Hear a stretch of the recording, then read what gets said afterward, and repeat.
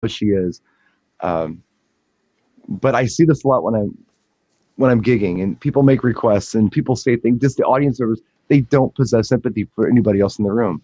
They're only thinking of themselves, and they do it with their song selection and they do it with their ideas they have. I mean, there are brides like that who we run into Oh sometimes. yeah, for sure. They know every damn thing. So why are you even talking to me? You already know everything. Just you got Spotify, go for it. Yeah. I'll rent you a set of speakers for about $1,000. How's that sound? I'll stay home, pick them up in the morning. Speaking of Spotify, let's hit that for just 1 second, and we'll wrap up here because we've been having internet issues once again. Oh, I've let's yeah, had let's I've had 3 venues, one of which I've already played, and two that one is I might be doing in December. One of them is in October. In all 3 cases, they're more of an outdoor barn-esque type place, mhm. and they have talked about the venue has told the bride and groom that you need to find a DJ who can play a Spotify playlist so that you can put that Spotify playlist together, give them the link to it, and then they can use their device and go via Bluetooth to our sound system, and then your playlist of the songs you want to hear can be played everywhere. And this was actually said by all 3 of them. One of them was pumping a belt pack that they could plug into their iPad for that type. One of them was really pushing Bluetooth heavily. That basically, she said, if your DJ doesn't have Bluetooth capabilities, they're not a good DJ. Oh, really? That's interesting. And the other one was saying that, yeah, Bluetooth, a Bluetooth connection is what we have for our system, and your DJ can use that if they so choose. It just absolutely blew my mind from the standpoint, first off, that someone who's in a professional venue-esque situation would think that Bluetooth is really capable of trusting it for the job. That was such a head scratcher. And the one bride, she's like, yeah, she said that the DJ has to have Bluetooth. Do you have Bluetooth capability? Why, yes, I do. As every guest in your at your event has Bluetooth capability, and because of that, I don't use it at professional. Here's a picture of an event where the audio is being bumped 150 feet, and there was no drops. It was Bluetooth. Yay. I think what you're saying is and please correct me if I'm wrong, but I think your point here is that there are certain banquet managers who are trying to sell something above and beyond what they probably should be selling. Oh, Is this what you're I saying? think so. I think so. They're pitching the value of their sound Whatever they system, happen to have that they want you to buy. and yeah, they've got their in-house sound system, and they're Mhm. pitching that. And in order to pitch that, then they're putting together, well, how do we get sound to it? Well, Bluetooth technology is easy because I go to Amazon and I buy that little $8 Right. Bluetooth receiver.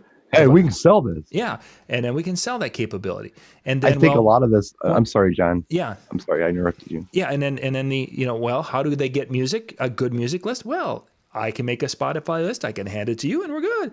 So I think they've just A to B to C without any understanding that you're selling. I don't want to say snake oil, but you're selling Yeah. it. Yeah, you're. Sometimes I believe what happens is you've got a banquet facility that perhaps mom and dad started and they've done well with it. And now you are an adult and you're stepping in to work with them and you have all of these great ideas that you want to bring to the table. Mm-hmm. Not that you know much about banquets above and beyond what you observed mom and dad doing, but you've got all these other ideas and they're like, fine, just do it. So they do it. We had a situation here in Milwaukee a while back. There's a banquet facility. It's actually a pretty nice banquet facility. They're good people. However, they really push their DJ that pays them a kickback. Okay. Yep, I understand. They this is who you should go with. This is who we recommend. And not only do they push that DJ for DJing, but they push him for uplighting.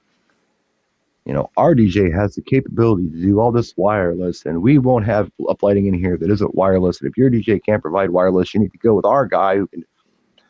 So they're very persistent Mm-hmm. in trying to get you, the person who's renting the banquet facility, to go with their preferred vendor because they're getting a kickback on Yeah, certainly. it. Okay. So they've been doing this for years and I've been aware of it. I haven't worked with them personally, but I know people who have, and they've said nothing but good things about them. Like they've gone in as a third party vendor, nobody giving kickbacks or anything, and they're cool to work with and they're nice people. But they push this preferred vendor thing because it's a kickback. So anyway, there was a situation where there were a bunch of knuckleheads getting married, and they were pretty drunk and pretty high, I guess, from what I understand from hearing some insider stuff. And there was a DJ there who was a decent DJ, 10 years experience, worked for this DJ company that they had recommended. And the people kept dropping the microphone, like throwing it down and dropping it, because they were just belligerent and stupid. And the DJ said, look, please don't do that again. If you do it again, we're going to have problems. This is ridiculous. This is an expensive piece. It was like a nice, sure $700 microphone, whatever. Yeah. Mm-hmm. So sure enough, somebody goes, pow. And then the DJ goes to grab it. And then in the process of grabbing it, knocks over wine glasses onto the bridesmaids and a fight breaks out. Yep. Now here's the fun part. There's video of this. Yeah, we've seen it. Made the news.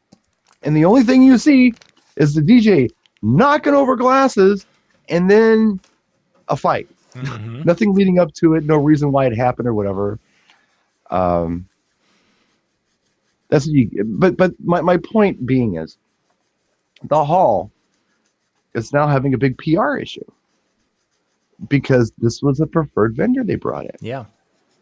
Maybe, and what do I know? But maybe banquet facilities should just mind their own damn business and stick to F&B. And let everybody else do what they do. Let the customer find their own vendors. Mm-hmm. If you've got somebody who you think is a good DJ and you want to recommend them, fine. But obviously, and this could have happened to anybody. Oh, certainly. This could have happened to any of us. When you've got a client being stupid and throwing a microphone down. And nobody's going to be happy about this. The fight breaking out, I wouldn't fight. I would probably just say, okay, speeches are over. And move on with the night. I don't know. I wasn't there. However, the fact that the hall recommended this DJ, and this is the only part that they got on film, yeah, this sucks. Mm-hmm. Sucks for them. Oh, for sure. It really did. And they would have been so much better off just not doing that. Just letting the client find their own DJ. That way, they're not affiliated with the DJ. That makes sense. Oh, for sure. Yeah, because they didn't have to answer for what is going on. Right. So if you're working with a hall that insists on you use this, I don't know, Bluetooth thing they made up with the Amazon purchases they made last week that you should have, and it goes wrong, then the hall's at fault for the music. When all the hall had to do was F&B. That's it. And keep the toilets from overflowing. That was their job. You had one job. You got enough jobs. Yeah. You got to keep all this stuff running. So do that and let somebody like us come in and handle the other stuff. Don't get involved. Don't get involved with stuff that not only you don't understand but could go very wrong, and then it's your ass. Yeah. But what do I know? And what banquet manager is going to listen to me? Yeah, they don't listen to us. They're not. No. Well, gang, we're going to wrap things up here. I think we've had a pretty good the last little part here we've held on for internet. We've been having some issues, and I don't know why, we've got some YouTube outages or what, but it seems that Facebook... I want my money back. Yeah, exactly. Oh, yeah, it's free. That's right. So, once again, thank you for being with us, and let's see, 4 weeks. We're at DJ Expo, so we'll have a couple more times that we'll be getting together here between that, and I think that next week we should see if we can do a show, because I think we're going to have some big announcements that we're going to be doing next week. Probably. And I think we should do that, because we're going to have not only we still need to talk about what we're doing in November. We need to do a show on that, but I think we might have another bigger announcement that we're going to be hitting next week. So there's stuff. So anyway, plus, if I'm not under the hood of a car, I'll be here. Yeah, so we'll see where the hood of the car leaves Brian, and if it works out, we'll be back next Tuesday night. So everyone, have yourself a great evening. Then I'll get into DJ Expo mode. Excellent. Once I'm done being under the hood of the car for a while, but I'm just driving and enjoying it. First, you got to get that. I'll buy a ticket and stuff. Make sure you get there. So tomorrow night, Casey and Brian are going to be back. They're going to be talking about some business things tomorrow night, and that will be on at 10 Not me. o'clock Eastern. Different Brian. Different Brian. Brian Bonacisi. He will be on with Casey. So we'll catch you guys tomorrow night. Good night.